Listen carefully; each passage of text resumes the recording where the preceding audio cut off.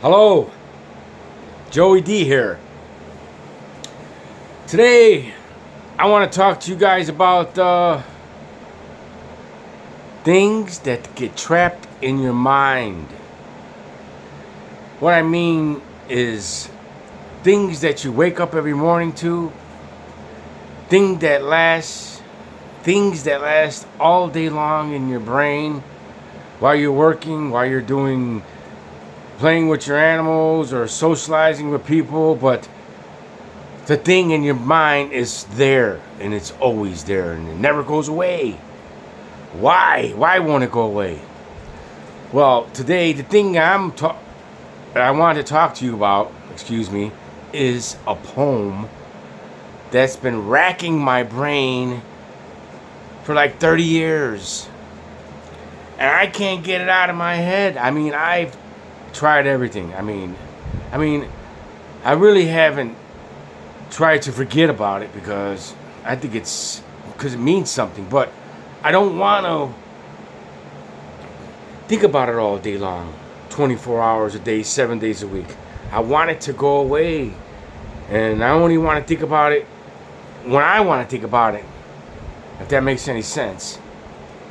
But anyway, it's a poem that I found under a bunk bed in Cook County Jail in 1988 in segregation, when I was in segregation. I went to Cook County Jail when I was a young kid because I was a bad boy. You know, everybody always makes a mistake when there's a kid, probably stealing something or, breaking a law of some kind, stealing somebody's car or something like that. Well, I was a bad kid too when I was younger. You do the crime, you pay with time. And that's what I did. But anyway, inside segregation, underneath the bunk bed where I slept, was a poem written underneath the bunk in a pen or pencil, one or the other. And the only way I found out it was underneath it because I was in segregation with myself, and I was cleaning my cell. You got to keep your cell clean. If not, you want to look like a pig, wiping the sink down. Wiping the toilet down, everything with a rag. My ripped up rags or whatever I could find. And you got soap and water. I'm on my hands and knees cleaning my floor.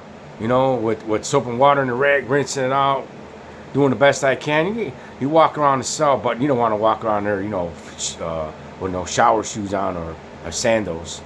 So, as I was underneath cleaning the floor, I reached underneath the bunk, and I'm like, oh, what's that? And some kind of writing.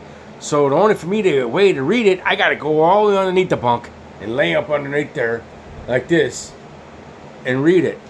And I sat underneath there and I read this poem, and I read it again and again and again, and it seemed like once I read it the first time, I couldn't leave underneath the bunk.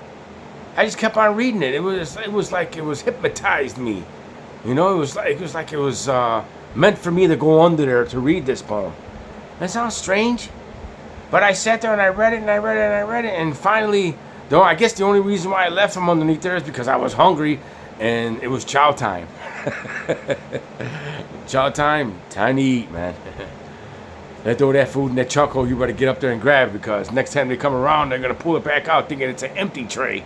But anyway, here we go. The poem goes like this. I want to make this story, shorter, because I'm probably boring you guys. Sorry. But anyway, here it goes. Which Way But Out by Joey D. I'm a man submitted into an unknown world, held by the brace of time, wondering and seeking power and knowledge and that certain someone, striding to make the best of what he is. He tries many tactics. He even tries pursuing his innermost conscience to find that it's not all clear to him. Fighting his mortal family. The mom says, "What must I do to accomplish this mortal establishment? What must I do to accomplish this native world. I seek and hope. I seek to find which way but out. And there it is. Thank you for listening. Maybe one day I'll find the meaning of it. But until then, I just like to share it with people. Maybe they can say, hey, it's strange, or it means something. And it must mean something because it's not leaving you. One day I'll get it published. And I get it shared with social media and everybody can read it. Alright then. Joey D. Y'all have a good one. Peace out.